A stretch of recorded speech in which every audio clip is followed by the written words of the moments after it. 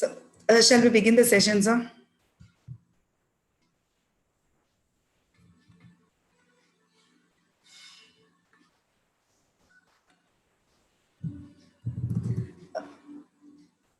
Sir, can you hear me? Yes, loud and clear. Yes, sir. So, shall we begin the session, sir? Yeah, please start. Yeah. Radhika, we can begin. Yes, ma'am. Reshma, are you ready? We can start with the session.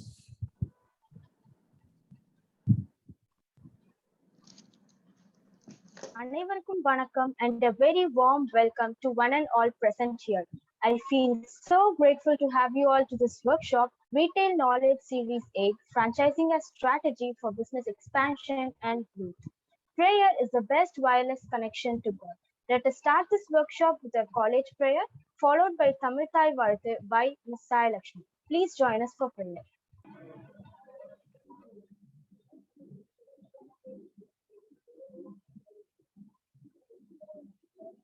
Namo Hariyantanam, Namo Sitanam, Namo Hariyanam, Namo Vajayanam, Namo Yasavasagunam, Eso Panchanamokaro, Sarva Papa Panashano, Mangalanam Che Sarvesam, Padamam Havai Mangalam. மங்களம் நீராறும் கடலுடுத்த நிலமடந்தை கெழிலொழுகும் சீராறும் மதனமென திகழ் பரத கண்டமிது தெக்கணமும் அது சிறந்த திராவிடனல் திருநாடும் தக்க சிறு பிறை நுதலும் தரித்தனரும் திலகமுமே அத்திலக வாசனை போல் அனைத்துலகும் இன்பமுற எத்திசையும் புகழ் மணக்க இருந்த பெரும் தமிழனங்கே தமிழனங்கே உன் சீரமாய் திறந்து அந்த செயல் மறந்து வாழ்த்ததுமே வாழ்த்ததுமே வாழ்த்ததுமே நன்றி வணக்கம்.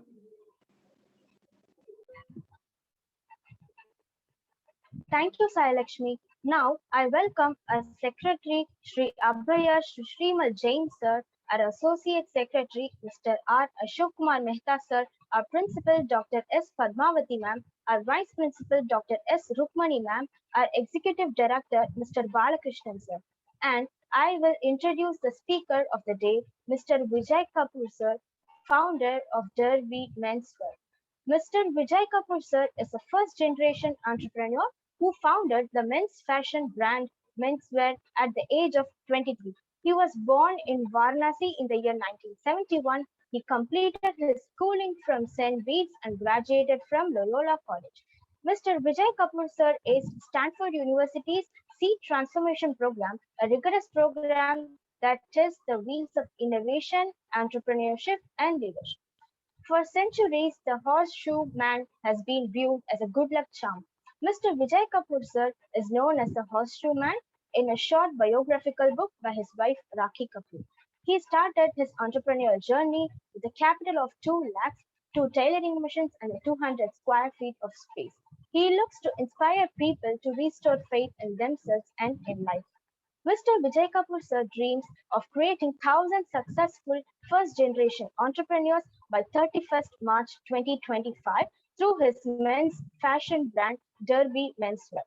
His passion lies in making a success chain successful customers, vendors, suppliers, service providers, franchisee partners, front-end and back-end team members. Mr. Vijay Kapoor Sir regularly gives talks in various forums, public gatherings, events, and educational institutions to give talks since the year 2010. Mr. Vijay Kapoor Sir has been recognized for his achievements and has received numerous awards and felicitations. A few of them have been listed below.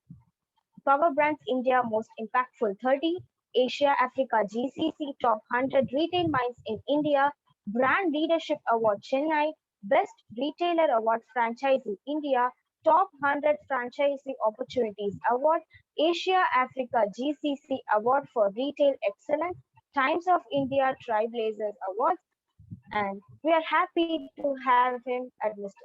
Thank you. Thank you, Reshma. Thank you so much. We have our Executive Director, Mr. Balakrishnan sir, among us.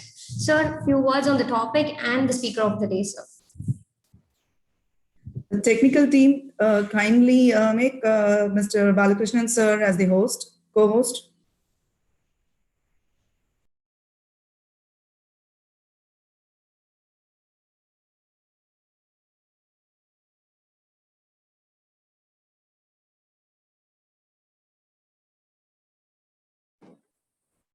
A very good afternoon to everyone. Welcome. I take great pleasure in welcoming Mr. Vijay Kapoor. He's been a role model for many people in this fashion industry. Thank you, sir, for coming amidst us. And it's an honor, actually. For a young stage, ஒரு brand create பண்ணி அந்த brand product fashion மட்டும் இல்லாமல் அந்த functional featuresலையும் ஒரு speciality கொடுத்தது வந்து பார்த்தீங்கன்னா டெர்பிங்கிற brand. And it has undergone many changes and adapted to the needs of the market that is evolving. And it will be great honor to hear you amidst us, and it will be a big learning for all of us, sir. Looking forward, sir. Thank you, sir. Thank you, sir. Now, we are handing over the session to the speaker of the day, Mr. Vijay Kapoor, sir. Any questions or queries? Participants, you can raise your hands, and at the end, you can ask the questions to the speaker. Thank you. Just before you start, sir, sorry to interrupt you in the beginning itself. Participants, Mr. Vijay sir wanted the session to be very interactive. So you can ask your questions anytime. Just make a note, pen down your questions and make it very interactive and lively.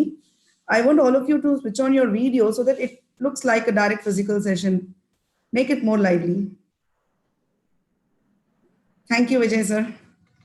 Thank you so much, Aruna. Thank you, Balakrishnan sir, and thank you, Reshma, for the lovely introduction. I'm very happy and very excited to be here today. So I'm given to understand Sargent Jain College is an amazing and an energetic group of students out here. Most of you are in final year doing your commerce section. So I need to see energy. I know you can imagine and see how can anyone deliver a 60-minute talk looking at a blank screen with just names written Radha, Kirta, Oppo 19, Lalita, Aarti. These are some of them which is seeing. It's just a name out there. So unless and until I don't see your face, thank you. I'm seeing the video is getting on. Thank you so much. Unless until I don't see your face, I will not be able to gauge whether I'm delivering anything of value. Because we can make the next 60 minutes probably one of the most exciting 60 minutes wherein it is going to add a lot of value to you, or we can make it extremely boring. Now, I can keep speaking whatever I want, you doing whatever you want. It is not going to serve any purpose at all. So we have a decision to make right in the beginning of this. Do you want this next 60 minutes to add some value to your life? Are you just coming here because there's going to be attendance taken? So you're just being ticked off that I have attended this talk. Are you coming to do that? Or do you want to make a difference to your life? If any of you wanting to make a difference to your life, I'll understand that if you're owning a video, because it is going to give me thing. Second request what I have, please take a paper and a pen. Keep a book along with you. Take your pen along with you. And please make a note of all the doubts or questions that you have, because I want this session to be an interactive. Only when it's interactive session, I'm able to clarify some doubts that you're holding in your mind. Will it add any value to you? Otherwise, it'll be just a nice talk. Some speaker came, he spoke something and he went, and your life goes on without any difference. If you're doing a commerce, if you're doing your, if you're doing a commerce course, I assume you have a commercial bent of mind. I assume that you are looking either for a job in your future. I'm sure you don't want to be just another, person, a homemaker. I assume that you want to be a economically contributing person in the society. So you like to, understand how the business world works. And if you're talented, if you already have a lot of talent, you would like to know how to start your own business. And if you're even more that you think your talent has to reach a lot of more people, then I think the topic of the day is all about franchising. How can franchising be an opportunity to use as a strategy to expand your business and your passion, how you can take it to many more people? For that, start making a note of your questions, whatever you have. And I will try to probably take the session for 15, 20, 25 minutes. Just put up, foundation there, and then request you to ask me, questions so that we can have an interaction. Now, I think we have 62 participants. Out of 62 participants, I can cleanly count about 8 participants who have on the videos. So what about the balance? What happens to the balance? Are you going to on the video, or are you going to remain? This is the difference between leadership quality, and also RAN. Leadership quality is when you have any challenges thrown at you. First thing is to get out there and make yourself count. And that's the difference between an also ran a leader. I want to see how many of you are actually leadership material. It does not matter how you're dressed. We're not having a beauty contest out here. All I want to know is you're real human beings and you're not one of those bots. We already lost. I think I'm already 10 minutes into the talk and I still not started the talk because I'm a relentless person. I'm a hardcore salesman. Until I'm not able to sell my concept, I don't progress forward. So I'm not willing to give a talk to a blank screen. And this is one thing that I called up Aruna also and earlier told her. This is one demand that I have. I speak, I give a lot of talks in public forum. I'm able to judge people's face and then deliver or add value. I'm here to add value. I'm not here to just deliver talk. So Aruna, over to you. Dear participants, dear students, as he said, let us have a casual talk here rather than having a very formal workshop or a seminar. I request you all to please switch on your video as if you're in the college. We want to see all your faces.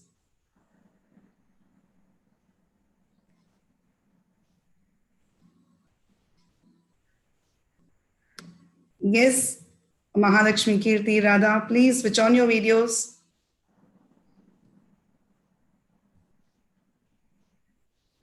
Very sorry, sir. That was a last minute notification to them. So just trying to get in touch with them.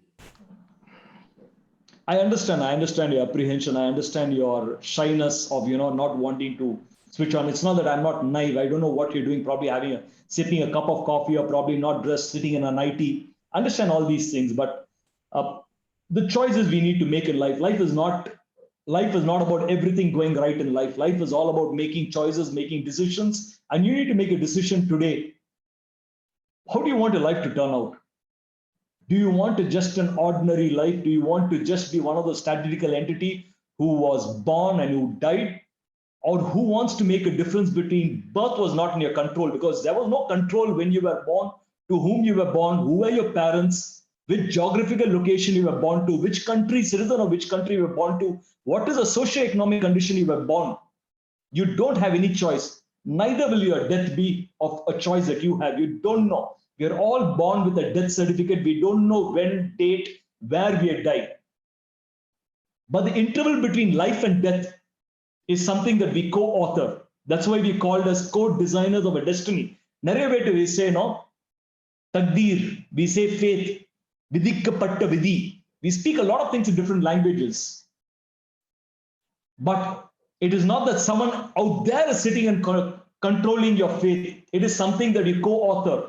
Because human beings is the only creation in the entire creation who has been given the ability to choose. We make choices. No other creation can make a choice. And an African elephant cannot decide that I had enough of Africa. I've seen enough of Africa. Today I want to go and settle and probably I want to go to India and settle out there. African elephant cannot do that.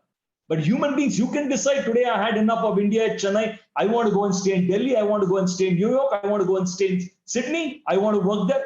We are the only ones. So we make choices. We are the only ones who have been given choices. So we make choices.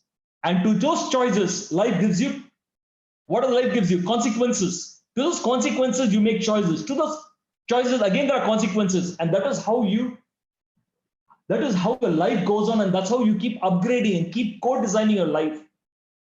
So you need to take responsibility for your life. First thing that you need to learn in life is My life is my responsibility. Your life is your responsibility, and no blaming is allowed. You will not blame your parents. You'll not blame your teachers. You'll not blame the society. You'll not blame your college. You'll not blame your circumstances. But take personal responsibility of where you are in life, whatever you're doing in life, and how you want your life to turn out. Because when you give away the responsibility, and you're all the time only speaking about, what can I do? I'm a girl.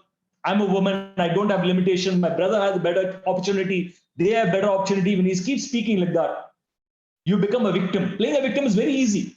Easiest thing is to play victim. Blame everyone else. The toughest thing is to take responsibility of your life and say, I have been given this. I've been given these circumstances. But within my lifetime, in the next 5 years, 6 years, 10 years, 15 years, I'll plan my life in such a way that within these are the milestones I'll achieve. And that is how I'm going to progress my life.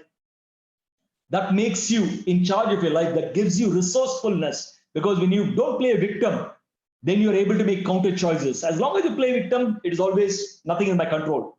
So having said that, I want to start today's talk because today's talk is very, very important. It's all about franchising, and franchising is something that I'm extremely passionate about. My name is Vijay Kapoor. I'm the founder and managing director of the brand that's written behind me, called as Derby Responsible Menswear. And I've been through college. I've been at your age. You're probably at the age of 21. I think that should be your average age. I know at the age of 21, I had a lot of inferiority complex. I know I can see a lot of you refusing to, budge in. I had a lot of complex about myself. I was not very confident. I didn't have something called as, self-confidence, because I came from a middle-class family, 5 children, youngest of the family, 3 sisters, 1 elder brother and me. And all through my schooling, I was, one of those first benchers, very bad in studies, just pass, outstanding student, not because I was very good, but because I was useless. I was one of those furnitures in the thing. Even teacher did not know my name. Never went up to the dais for anything except for a fancy dress competition. That's the only event I ever won. Never celebrated, never recognized. No one knew me in my school and college that even existed. That bad in existence. And I'm short. I'm only 5 feet 5 inches. An average Indian height is 5 feet 6. So I'm just below the average Indian height. So I used to be, kids used to bully me a lot. I know a lot of you must be getting bullied for whatever your looks are. Some people, I don't know why we do this, but as kids, we bully a lot of people, and it's not very good for the self-image of people, because by bullying, you feel like a hero, but you take away the self-respect of someone else. I think if any of us are doing that even now, I think stop bullying someone else. Learn to love people for who they are, what they are. Who you're within is more important than how you look. I used to get bullied a lot, and I used to be a first bencher because I was short. And sitting in the first bench is not a very good place, especially in school, because the kids next to you are all the studious students who are sitting out there wanting to make, thing. And they used to be all studying, wanting to become engineers, doctors. And when they used to ask me, Vijay, what are you going to do in life? I used to tell them, no, I'm going to become an entrepreneur. I'm going to be a businessman. The reason I used to tell them I want to be a businessman is not because anyone in my family had ever been to business. My father was working as sports journalist, earning 1,500 rupees a salary. I was studying in a Christian missionary school that used to subsidize my school fee. All my clothing used to be secondhand clothing that was either coming down from my elder brother, who was much taller than me. So even my half pants used to look like 3/4, or from cousins, giveaway clothes. I never had anything new. My books, textbooks used to be all that is, 4th or 5th. That is how it used to be those days. Nowadays, it may not be there, but it used to be, some cousin used it, pass it down, and we used to use it. We never used to throw away any book. We again used to, whatever book pages are left, remove it, bind it, and again reuse it. I came from a very socially middle-class family, let me put it that way, and not doing very good in school. So I should tell all my friends I want to be a businessman just to escape the embarrassment, because all of them are studying very well. They want to go to IIT, they want to become engineers, doctors. I should tell them I want to become a businessman. But I never understood this one truth about life. The truth about life is what you think is what you become. So I'm asking yourself this question: what are the thoughts you have about your future? What are you thinking constantly? What do you think? Do you think I'm not good enough? Do you think I don't know I will do anything? Do you have plans for your life? What you think is what you will become. The type of thoughts you hold in your mind is the type of life you'll eventually get. the type of seeds you sow in the soil. If you put mango seeds in the soil, you'll get a mango tree. If you put coconuts, you'll only get coconut out of it. So what are the thoughts? Thoughts are like those seeds. What are the thoughts you're holding? And all through my childhood, I kept telling this to everyone. I want to become a businessman. I want to become a businessman. Not knowing that I'm subconsciously programming my mind. Because eventually when I got out of school, I went and did my Loyola College. BCom I did. Just managed to get through college. And then I got in as a salesman, super salesman. That's when I realized I may not have any talent for possibly, in studies, but I also had some talent. I was extremely good in communication. I could speak to people. I could convince people. When all my colleagues were struggling to do 100% target month after month for however long I was there in the college, I was a top salesman month after month. And that's when I realized that I even have talent. I may not have been very good in school and college, but I had talent of communication. I was a super salesman. And I had saved up some money when I made one of the sales call. I met a man by the name of Rajesh Malik who offered me a partnership to start a small dhaba. Dhaba is nothing but a Punjabi restaurant. He said, I've got a 200 square feet store in Chennai, in Egmore. Will you join me and can we become partners and start a small restaurant together? He said, I've invested 2 lakh rupees into this place in terms of rent and pagdi, deposit and pagdi. Even you bring 2 lakh rupees and come, Vijay, we can start together. I'd saved 1 lakh rupee as my incentive from whatever I'd worked. And I went to my father and told him, Dad, I want to start a business. I need 2 lakh rupees. I already have 1 lakh rupees. Can you lend me 1 lakh rupees? And my father looked at me and told, Vijay, you've gone crazy. No one in the family has ever earned the type of incentives that you're earning. You're doing extremely well in life. You're so safe. You're doing very well. Why will you leave the safety of what you're doing and the success you already have and go chase something new? Why will you want to get into business? And business is not for us. Nobody in our family has ever done business. Why do you want to get into business and risk it? He refused. But by that time, I'd become a hardcore salesman. I'd been into sales for 2 years. And when someone told me no, because when you get to sell, you will understand when you eventually get into sales, if any of you get into sale, first thing when you go to prospect, they will say no. Unless until you don't, pursue the prospect, it takes time before the prospect agrees to buy what you want to buy. You need to find the need. You need to ensure your product fits the need. So by the time I was a hardcore salesman, until my father said no, till he said yes, I kept going back to him. It took me 1 month to pursue my father. I pursued my father into, believe in me. He broke his Provident Fund account and gave me 1 lakh rupees. So with my dad's 1 lakh rupees and my 1 lakh rupees, I went to my partner and gave 2 lakh rupees and said, you already invested 2 lakhs, I brought in 2 lakhs. Let's do a 50-50 partnership and start this Punjabi restaurant dhaba. For a dhaba, for a restaurant, the most important for kitchen, you need a chimney. So to remove a chimney, I was having trouble. So I went to the secretary of the building at Shivalya building, Mr. Bihari Lal sir, and told him, I want to start a restaurant. I need to remove a chimney. You're the secretary of the building. Can you give me permission to remove this chimney out here? I said, yes, Vijay, but you need to take it to 14 floors. It was a 14 floor building. And the cost of building the chimney was 2 lakhs. I'd already invested the money, interior had started, and I didn't have money to build the chimney. So I went to my partner and told him, this is a problem, partner, what do we do? He said, Vijay, give me a week's time. We'll decide after a week. After a week, when I went there, my partner told Vijay, whatever money was there in the bank, I withdrawn. I'm out of the partnership. Take the keys. You do whatever you want to. So before my business started, I was already a failure. My business has failed. I'd lost all my money. I could not go back and tell my father. That, I'd already lost all my money. Neither could I go back to my work. And I didn't know what to do. In that night, I was crying on the bed, not knowing what to do. At that point of time, I remembered my first day at work. Just coming from a middle-class family, I didn't know how to dress. I was wearing one of those, shirts that was crushed, cotton trousers. I was having one of those jholas and a rubber chappal. And I went to make a sales call in one of the apartments.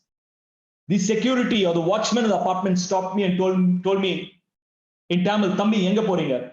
Brother, where are you going? I told him, no, I have an appointment. I need to go on top. He looked at me from top to bottom.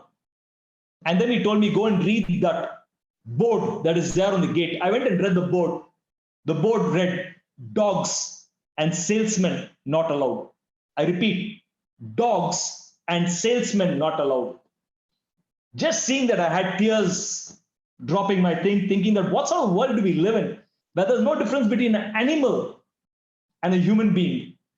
I was very hurt. And this year was 1991, 92.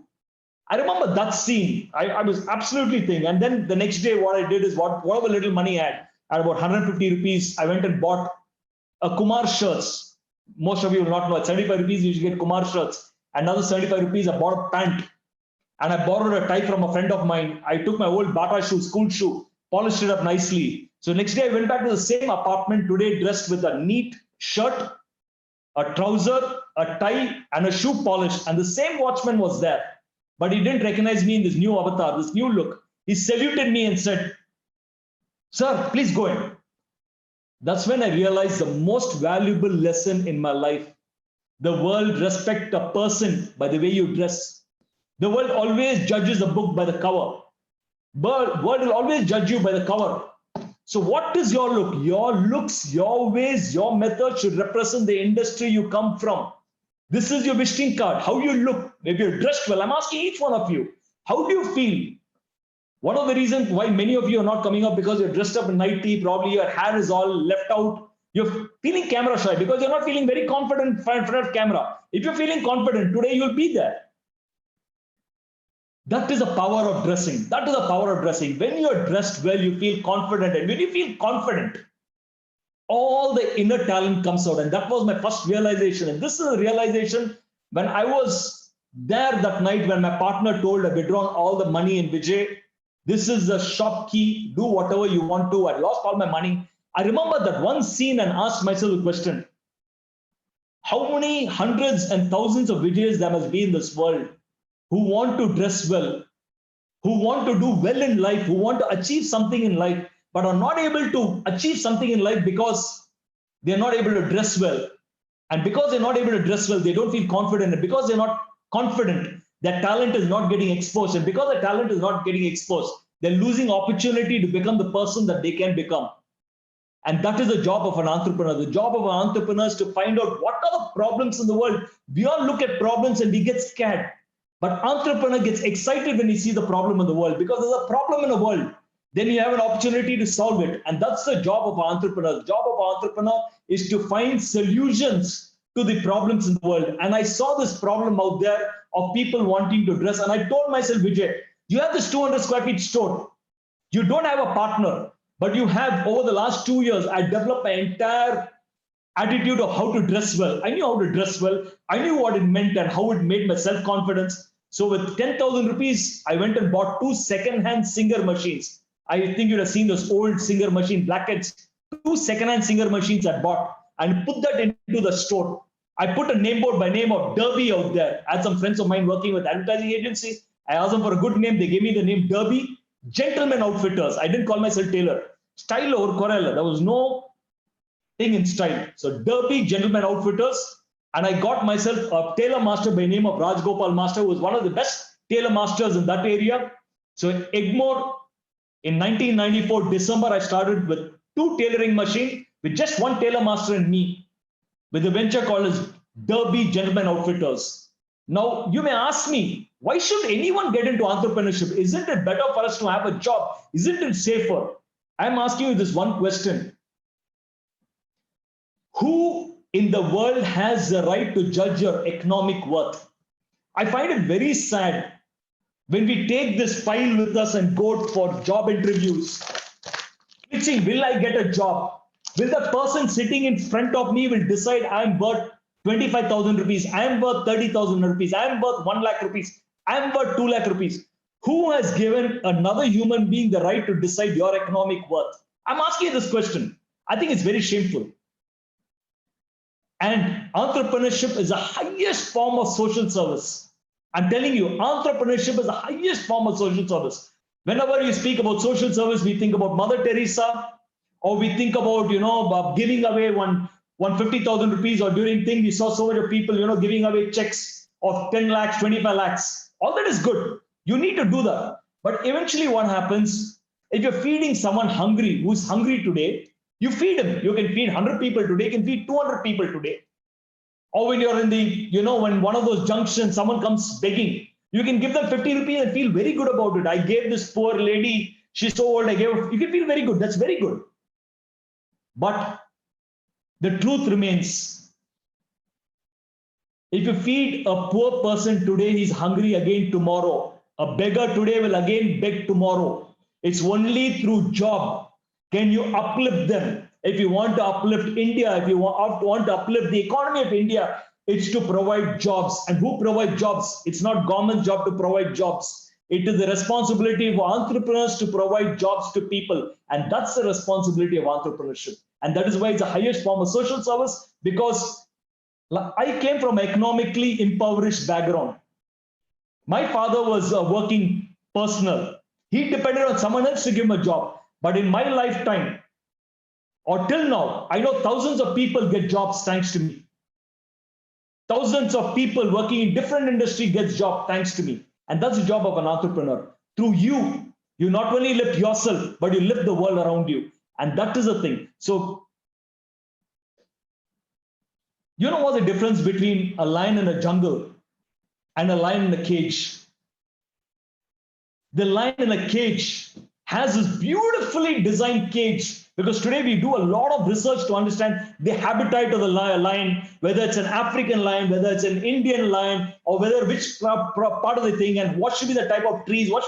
It has a beautiful 300 square feet, 500 square feet cage for the lion. It has all those things out there. Every day in the morning at 10 o'clock, a piece of meat is thrown to the lion. Whenever it's a mating season, a lion is provided to the lion for mating. All the comforts given for the lion. Lion doesn't even need to hunt. In fact, when you throw the food to the lion, you'll feel the lion in the cage like this. When it feels like it'll go and eat. That's the luxury life of lion in the cage. Now take this thing, the lion in the wild. Just take his case. He has this 200 square kilometers he needs to protect. He needs to ensure, he needs to hunt, and he doesn't know whether he will get a hunt in 1 week, 2 weeks, 3 weeks. He needs to be the alpha lion. Otherwise, he's mere spectator to see the alpha lion mate with all the other females. He's just a spectator. There's so much uncertainty for the lion in the, jungle.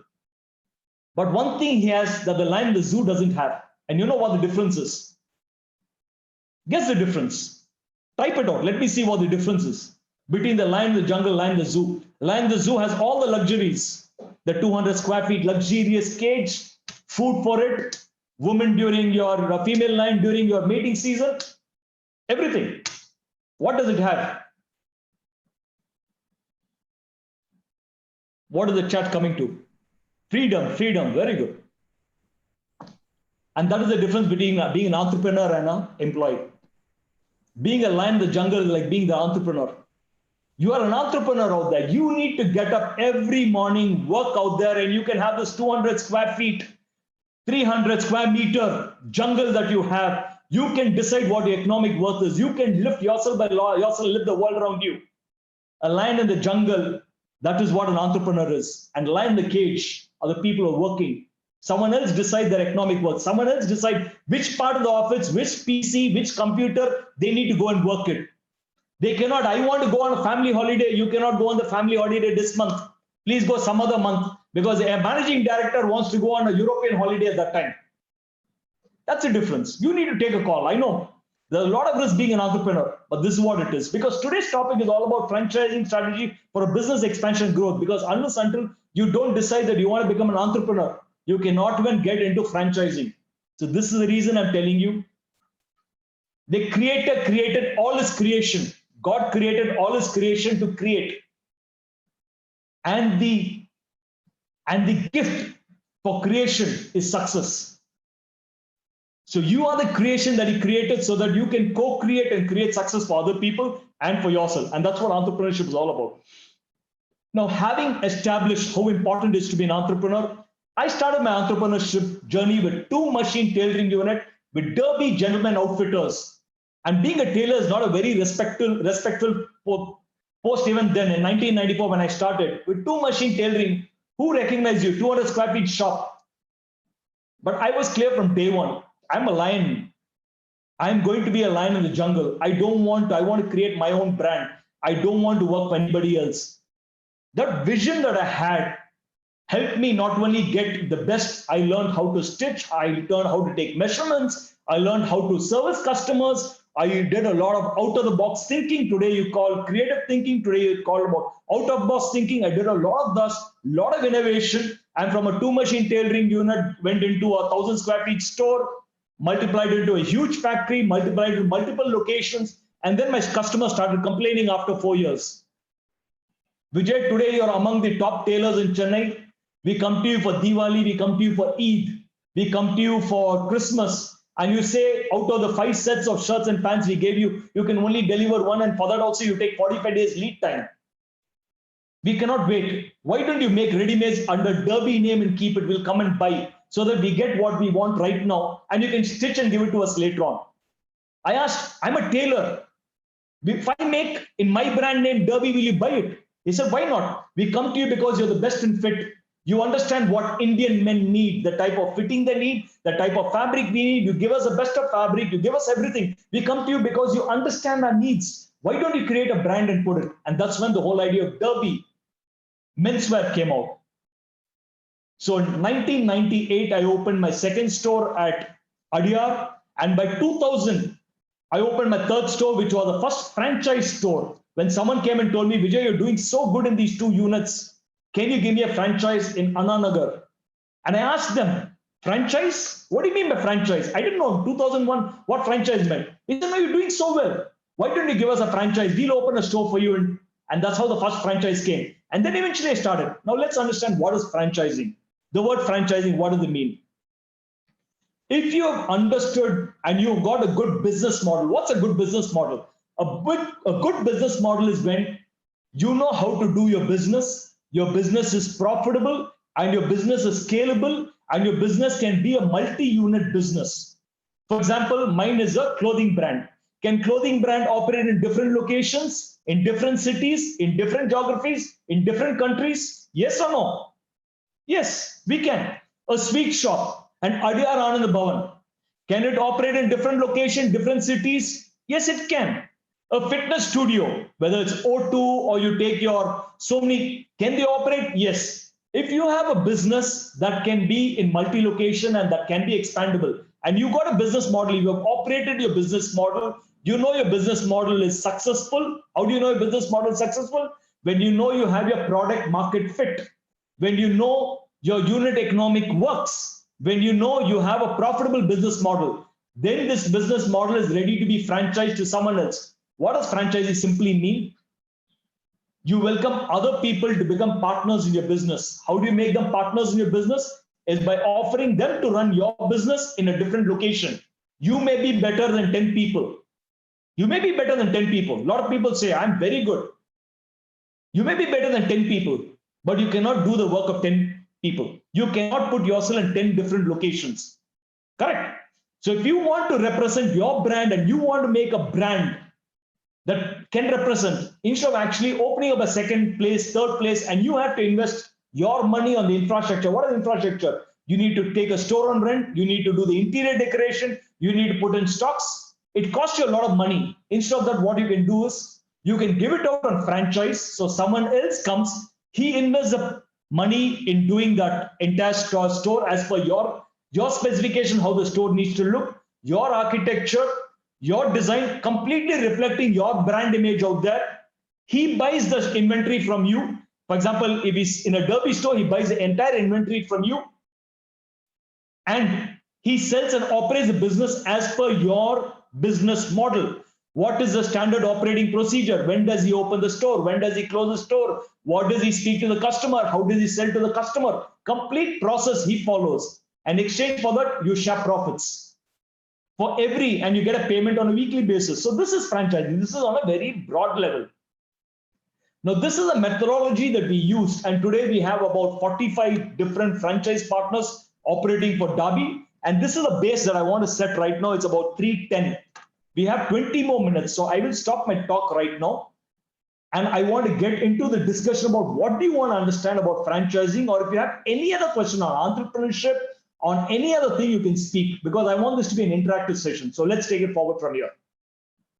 So Aruna, can you moderate for me? Can you ask whoever is raising the hands to, unmute them and speak?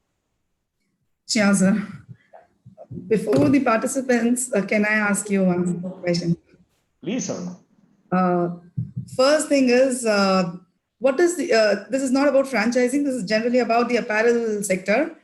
What do you think about the scope and for innovation and creativity in the apparel sector?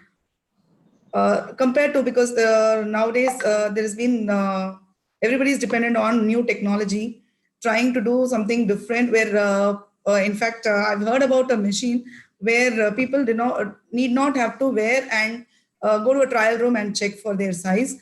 There is a technology where without wearing it, they can check if it fits them or not. So what is the scope that you see in this sector? I think among all the industry, fashion is the most creative industry, because without creativity, you cannot be in fashion.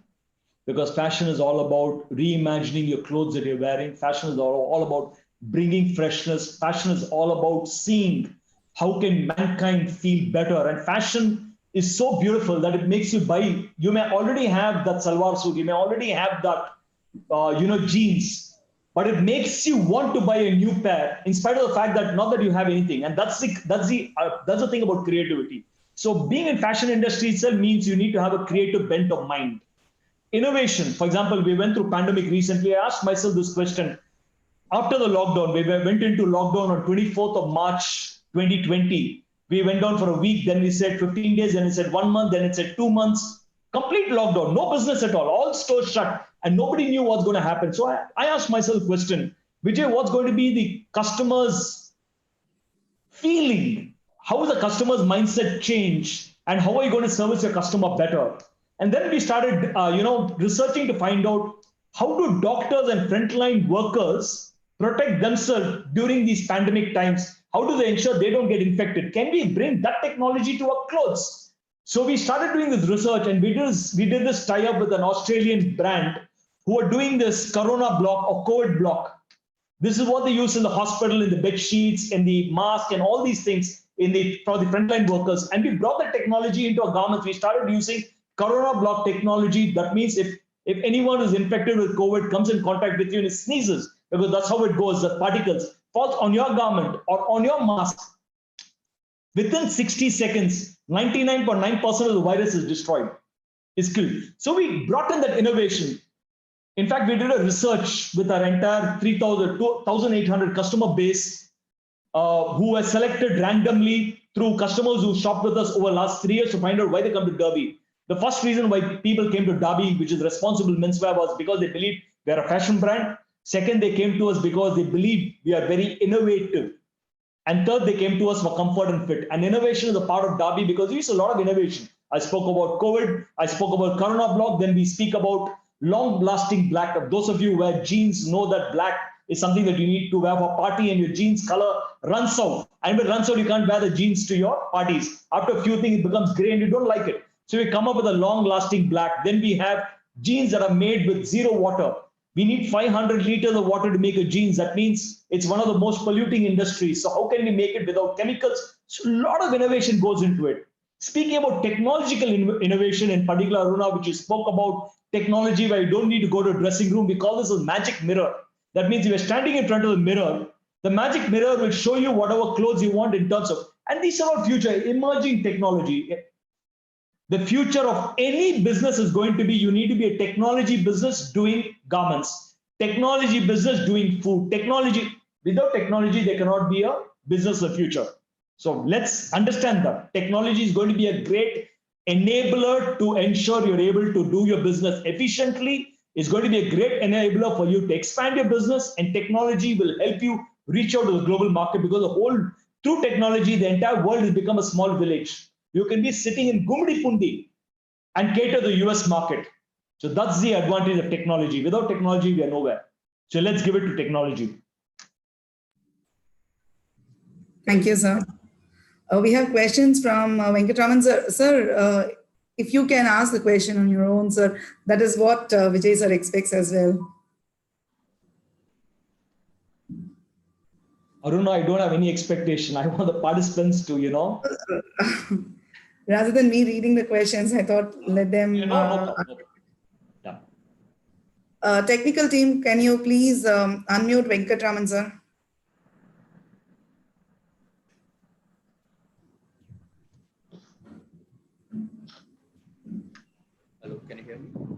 Yeah, I can hear you, Venkatraman. Good evening, sir. How are you? Doing great. Good to see you. How are you Amazing doing? energy level. Thanks for coming here.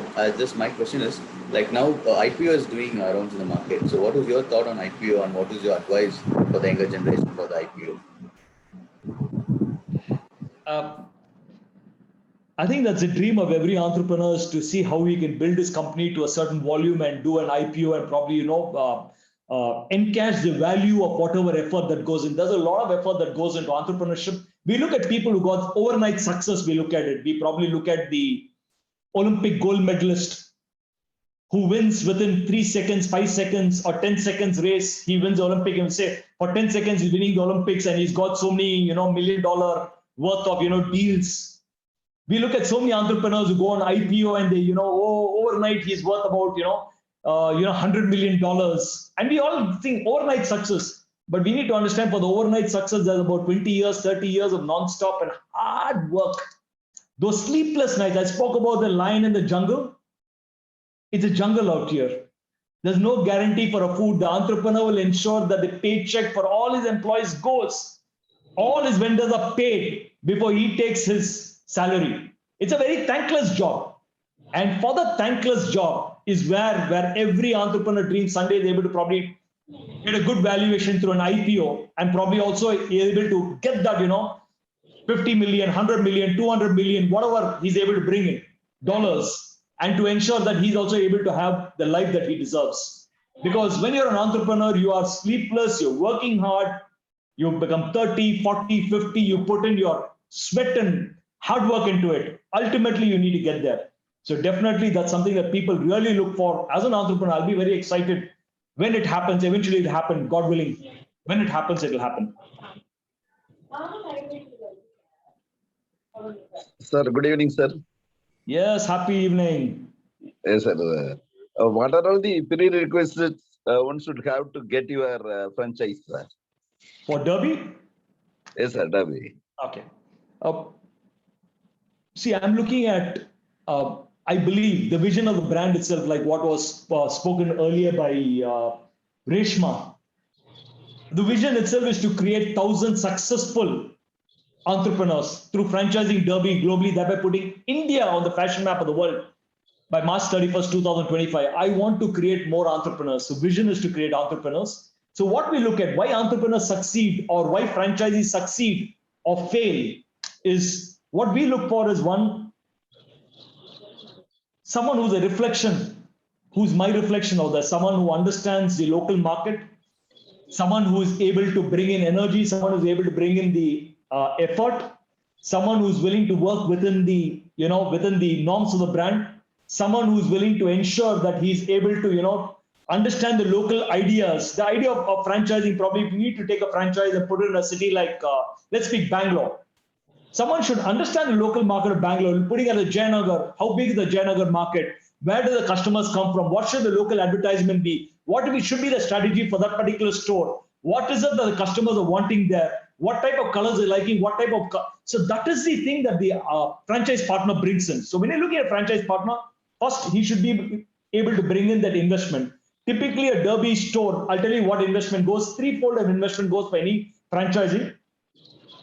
The first is in terms of store rentals, because he needs to pick up a store on rent. So he needs to take up probably a 1,000 square feet store, you take for an example, and he's paying a rent of about 5,000 rupees or 50,000 rupees per month. So 10 months rental. So that's about 5 lakh rupees investment there. Then second is stocks. In retail business, especially fashion business, most of your money gets stuck in dead stocks. That's why you see such heavy discounting. You see 60%, 70% discounts. Most of your stocks get stuck in dead stocks. So to ensure the franchise partner doesn't suffer any losses, we always give the stocks on consignment. That means the franchise partner is getting his complete stocks in consignment. He does not need to invest on the stocks. He just pays a deposit. Supposing that's a deposit for 1,000 square feet, there's about 15 lakh rupees deposit, 1,500 rupees square feet. So 15 lakh rupees stocks of 15 lakh rupees of stock deposit, 5 lakh rupees of interior money. Third is your investment on interiors. He needs to do the interiors as per the brand standards. That means every store needs to look alike. Say another one, 10 lakh rupees investment there. So with investment of about 30 lakh rupees, he can open a 1,000 square feet store, probably in a location like Jayanagar. I'm just giving an example. in a store like a location like Jayanagar. And then whatever he sells on a weekly basis, from Monday to Sunday, whatever he sells, he has a margin of 30%. So out of 100 rupees, he retains 30 rupees and 70 rupees it gives back to the brand. So that is how the whole partnership works. So what we look at a franchise partner is a franchise partner who's engaged in the business, a franchise partner who can invest in the business, a franchise partner who can be a constant feedback in terms of understanding and giving. And we vet the franchise partner very, very carefully, because a business can succeed or fail because of selection of right franchise partners. So we're very careful on how we select franchise partner. It's very important. If you're looking at franchising your business, look at a franchise partner who will have the temperament to run your business, because different businesses need different temperaments. Understand that, and then you need to get a franchise partner in. Sir, with regard to promotions, sales promotion of your products, how will you share the expenses? Okay. Generally, what we do is that the brand belongs to the company. That is the franchisor, the brand. So whatever is going towards the branding activity in terms of promoting the brand, whether it is your, for example, Darby invests a lot of money in digital media, because we have realized over the pandemic, over the last 18 months, the attention of the entire customer has got deviated from the television, from outdoor hoarding, from newspapers, from theaters to mobile phones. In fact, research shows that the screen usage of average Indian customer has gone up by 600% over the last 18 months. So if we invest heavily on social media, so what's social media? Social media is a Facebook, Instagram, WhatsApp, LinkedIn. So we invest heavily on promoting, and this complete exercise done through the brand. For this, what we do is, Darby today is the styling or fashion partner. We are a fashion partner. We do a lot of celebrity styling. So we have styled celebrities like Arjun Chidambaram, who is an upcoming film star, or Santosh Pratap, again from film, or Vijay Rakshan, who is a very popular Vijay from Star Vijay, or Drivyam, who is again one of Star Vijay's, so a lot of these YouTube channel celebrities. So we do a lot of these fashion sessions with them. We create a lot of these fashion videos, blogs, and we completely populate the Instagram page, Facebook page, and popularize the whole brand. And the complete expenses of building the brand goes to the brand. So when we're sharing the profit, out of the profit that we get, we share it. But if there's any local advertising, supposing I have a store in Kumbakonam and I need to do a local advertising for Kumbakonam, I need to put up a hoarding outside there. So there we do a sharing of 50-50% for local advertising alone. But brand advertising, in terms of getting the footfalls, that's the responsibility of the brand, and we do the advertising. You're on mute, sir. Sir, you're to unmute. Aruna, you need to request the team to unmute him. Sundareshwaran, sir. Technical team, can you please unmute Sundareshwaran, sir? Thank you very much for your reply, sir. Very happy. Thank you so much, Suresh, sir. Thank you. So we have a question in the chat box from Ms. Kirtana. She wants to know what makes franchise different from branching outlets. Okay.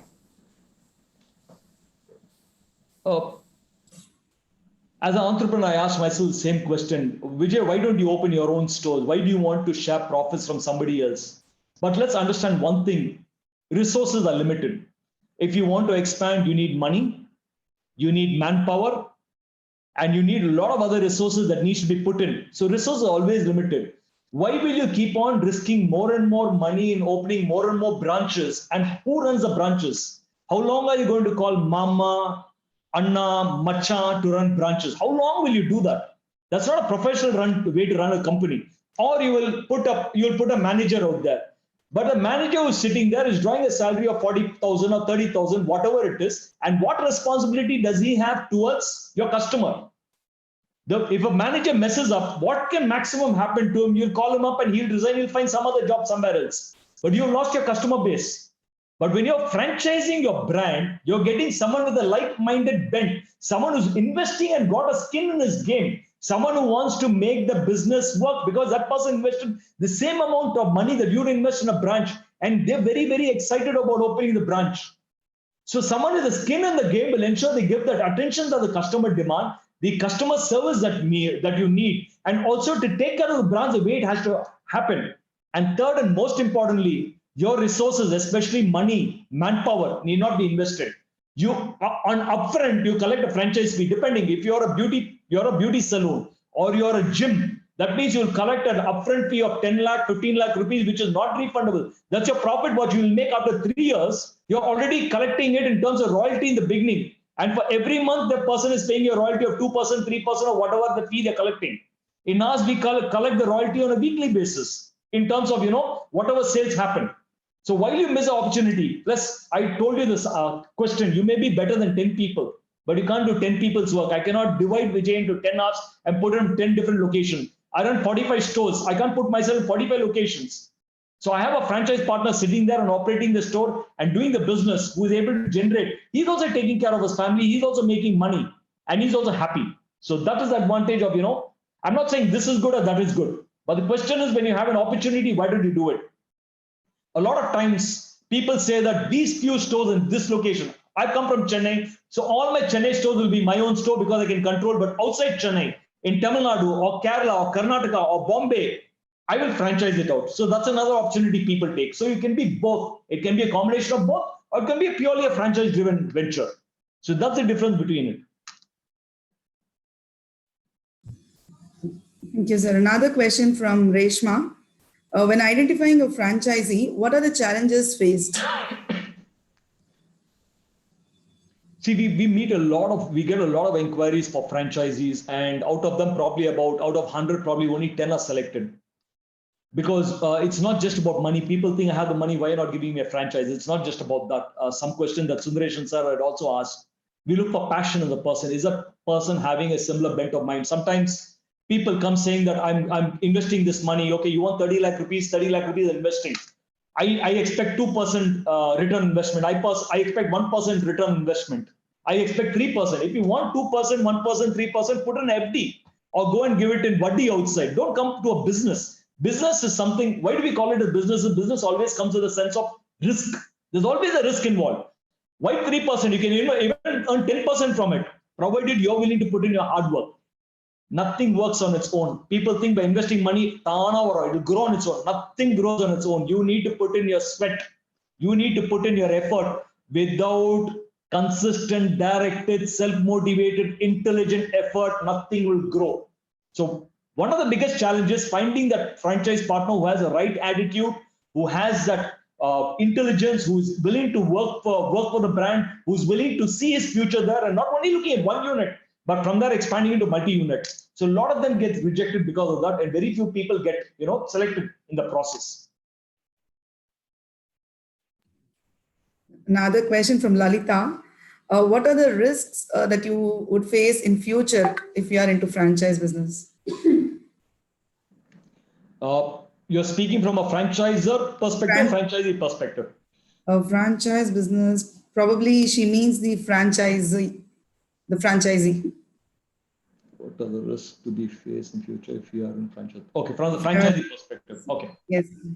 Let me tell you a small research that has been done. A research shows that when you open a business on your own and you open a franchise business, within 1 year, when you open a business on your own, 50% of businesses shut. And within 5 years, 90% of businesses shut when you open your own business. In the same period, when you take a franchise business, over 92% of business survive in 5 years' time. This is the statistics and this is proven record. So when you have a 75% chance that you will lose your money and you will be out of business in 5 years' time, and 50% chance that you lose and get out of business within the 1 year, why do you want to do that is the big question. The risk that you have is that probably a franchisor that you have selected or the business that is selected, they go out of business. Eventually, you make a loss and you need to exist. That's the biggest challenge that you can have. But then why you get into a business with a franchise partner is because the business has been for a long time. That's a proven business model. This business model comes with certain risk. It already has an existing base of customer base. When you put that name board out there, already people recognize a brand. They want to come in and shop with you. The trust is already there. Plus, that business owner has already done all the mistakes.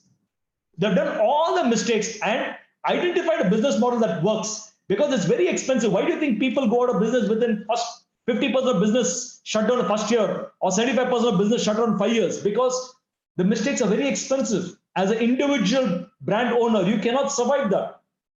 But someone has weathered that and got through it and formulated something that works. You can ask me, why should anyone take an ice cream parlor? If I have an ice cream, why should anyone take an ice cream parlor franchise from me? How long? What? There's no rocket science. My mother makes great ice cream. Why can't I do it? Why should I take an ice? The reason is you need to know what flavors of ice cream work. What is the formula for it? What should be the type of menu card? What should be your website address? What should be a marketing form? What should be the type of pricing that will work for you? What will be the customer? Everything is set. When you get a franchisee, you're ready to operate. And that's the difference between taking a franchise, and it's worth paying the 2%, 3% royalty, or giving them that 4 lakhs or 2 lakh rupees as a royalty fee advance, as well as that royalty fee month on month, because your job then becomes only to follow systems and processes. Your customers come in, you serve them, and you're able to start earning money. So it's very, very important for you to understand that and get into franchise business. So this is a risk that you may have. If you select a wrong franchise brand and they go out of business, you also go out of business, or you are not able to operate the business that was expected out of you. Even if your franchise business, I told you that 8% chance you may fail. Chances are there. That is there. And that's a business risk. You can't help it. If it didn't work, didn't work. But the chance of succeeding is very high in a franchise business.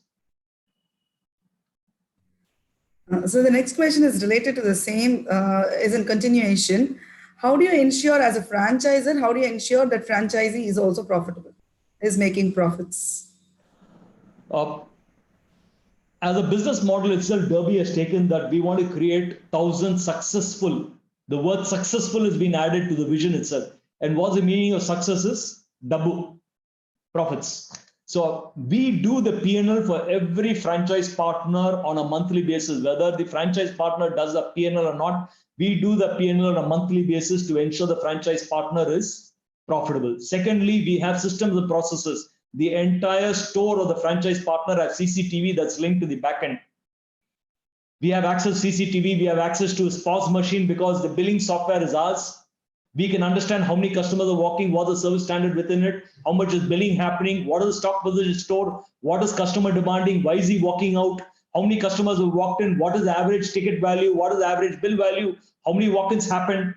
Whether the franchisee is interested or not, the brand is very interested, because ultimately it is not just the franchisee's business, but it is the brand's business, because only when the franchisee is profitable can we get profitable. Instead of serving 10 customers for the day, when the franchise partner is able to service 15 customers a day, that means that much more profits come to us because we're sharing the profits. So it's in our own interest. We need to ensure that the franchise partners are profitable, and we are very, very conscious about it. Sometimes it happens. Some of the franchise partners fall below the benchmark. Then we invest all our time, effort, whether marketing is needed, whether the product needs to be changed for this particular market, whether the service standard of that particular thing is gone down, or probably is a franchise partner switching off the AC when the customer is not there. A lot of things are there. But we keep a tab to understand how does the brand standard is met, how the customer expectations are met. We regularly, I told you, we called up 1,500 of our customers. On randomly, we call up customers to get a feedback, customer feedback. And the customer feedback that is there on the every garment that's sold comes to a centralized number. It doesn't go to a franchise partner. That gives us any direct feedback as to how the franchise partner's service standard was there at store. If there's any complaints that are not being addressed, then when we intervene to ensure it's settled. We want the franchise partners. If there's anything to be done, we help the franchise partner, and we find the franchise partner not falling in place. We ask the franchise partner to exit. So that's a very minute watch on the franchisee. No, it's only for their advantage. Yes. So another question from Shruti Kannan. She's 22 now, coming from a middle class. She says, I'm having a big passion in clothing brand. How can I join franchise partner in your brand? Because I love your brand and your hard work. Till now, I never missed your interviews. I watched all of your interviews, even read Rakhi Kapoor books too. I think that's so sweet. I'm really blessed to have someone who's, so passionate about it. What I would suggest is send us a mail. I'll put you onto the franchise team and they'll take it forward. Mail ID is Vijay Kapoor at derbyclothing.asia. Aruna can share I that will. with you. Yeah. You can share Yes, it. sir. You can mail me directly. I'll put you on to the franchising team and they'll help you in terms of, setting you up and work towards, probably setting up with a good franchise location. Thank you, Shruti, for that question. Probably that would help many of them here in this session. Sir, if you don't mind, further more questions, if we can share it with your by email, that would definitely help our participants. That'll be nice. We have our executive director, Mr. Balakrishnan, sir. Sir, would you like to add a few of your ideas, your words? Definitely, it will be my pleasure once again. Sir, the first word that I could jot down in my notebook is full of energy. And till this last second, I can feel it. It is not that you have the energy, you have actually passed it to all of us. And this is the kind of energy which makes any brand and every individual a success, irrespective of what fields that our students are going to take, or the entrepreneurs who are part of this session and other retailers who have come into the session, and other brand employees and other brand owners who have come into this session, and other association members. I'm sure this energy level that you have given is amazing, amazing, amazing. It's mind-boggling that you could do it. And it's not that you are showing the passion. It's not that you are energizing yourself. You're energizing everyone, in spite of we being connected from different parts of the planet, different parts of Chennai, different parts of various parts of Tamil Nadu. நம்ம நேரா இல்லைனாலும் அந்த energy வந்து டிரான்ஸ்பயர் ஆகிறது வந்து எப்படி அந்த magic நீங்க பண்றீங்கன்னு தெரியல. We wish you all success and we are looking forward for your IPO to be super success and lots of value that you create, which will நீங்க சொன்னதுல ஒரு முக்கியமான விஷயம், you wanted to make India to be the fashion capital and you wanted to create over 1,000 entrepreneurs and you want to make them successful. It is not just making them a success. I 100% believe from my bottom of my heart that you will make everyone a success. And whoever is part of this session, we will all stand with you and do whatever is possible in the journey of success. And we will salute you when you are there on the podium. And amazing. And the communication skills, நீங்க இப்போ இதுல வந்து ஒரு franchisee பத்தி மட்டும் கத்துக்கல, ஒரு communication எப்படி பண்றதுங்கிறதுலயும் நிறைய கத்துக்கிறதுக்கு வாய்ப்பு. And we have so many students amidst us who are also from other colleges, from management colleges also, they're participating from other institutions. It's a very big eye-opener that for them, they need not only look at a career as an employee, they can choose to become an entrepreneur. And easiest way of choosing to be an entrepreneur, but also not failing. Like I can put my money and choose a franchisee and choose a business, evaluate it, and then become a businessman or businesswoman. And அந்த ஒரு விஷயம் நீங்க சொல்லியிருக்கிறது வந்து இந்த ஸ்டேஜ்ல for all the outgoing students, especially in a post-pandemic situation where there are difficult times or let's say challenging times for students to get jobs, அவங்களுக்குமே இது வந்து ஒரு பெரிய challenge which will create new entrepreneurs. Thank you so much for all this and we look forward for more interaction and given a chance, we would also like to send some students who are passionate about your business to learn and be part of your team and maybe future franchises to be developed. Thank you so much, sir. Thank you, Balakrishnan, sir. Thank you so much. I loved your sharing. Thank you so much. And God bless you and God bless Aruna and the entire, the entire group of people out here. From the bottom of my heart, my only prayer for each one of you is wishing that the divine grace put a spiritual fence around each one of you and all your loved ones and bless you with abundance of good health, lots and lots of prosperity, lots and lots of happiness, love, bliss, and may there always be sunshine and happiness in your life. God bless you. Love you all so much. God bless. Thank you.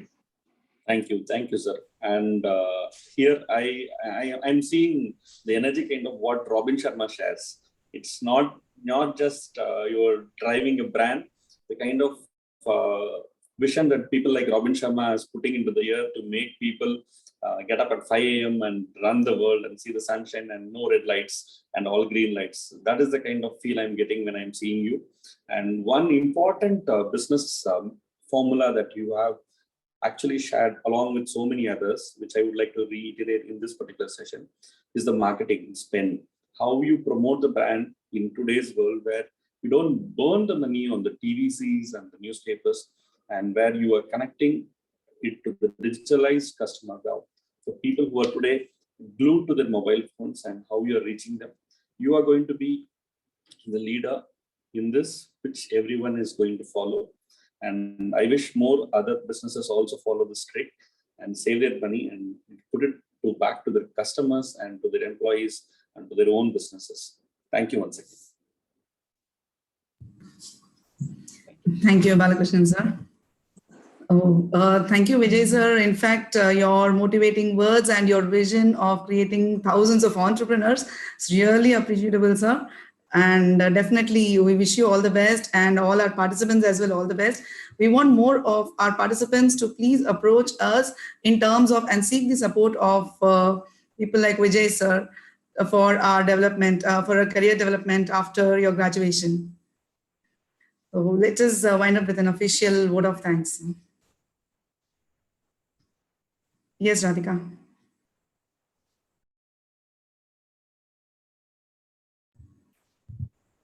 Yes, ma'am. Lalita, now you can propose a vote of thanks.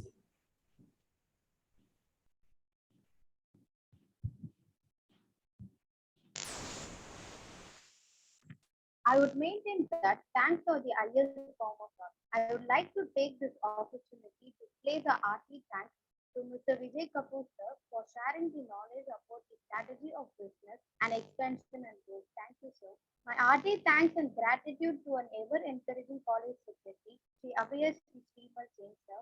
My sincere thanks to our associate secretary, Sri R. Ashok Kumar Mehta sir. My deep sense of gratitude to our beloved principal, Dr. S. Padmavati ma'am. Thank you, ma'am, for your enormous encouragement and guidance at every point of view. My thanks and gratitude to our Vice Principal, Dr. S. Sukmani ma'am. A special thanks to our Executive Director, Mr. Balakrishnan sir, for being pillar of support in all activities. I extend my sincere thanks to all the teaching and non-teaching staff for their untiring support and cooperation. A special thanks to the technical team, who has always been a great pillar of support as the world is completely digitalized, and the technical staff play a leading role in facilitating the workshop conducted by us. We thank the participants of today's session for creating a positive response to this workshop.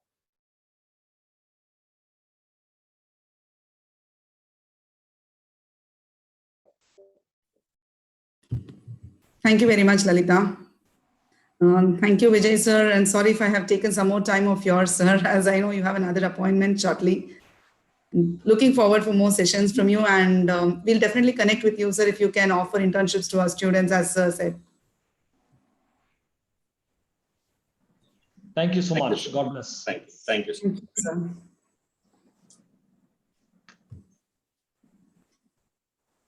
Dear participants, please fill the feedback form before leaving the session. Thank you very much, sir. Thank you for being with us throughout the session, sir. Thank you all participants, industry members, and all fellow association members, and all other industry participants. Thank you, Venkat. Thank you so much for all the support. Thank you all students and other industry members and all technical staff members. Thank you. Thank you, sir. Thank you, Ram sir, for all your support and for connecting us with such a great, wonderful person.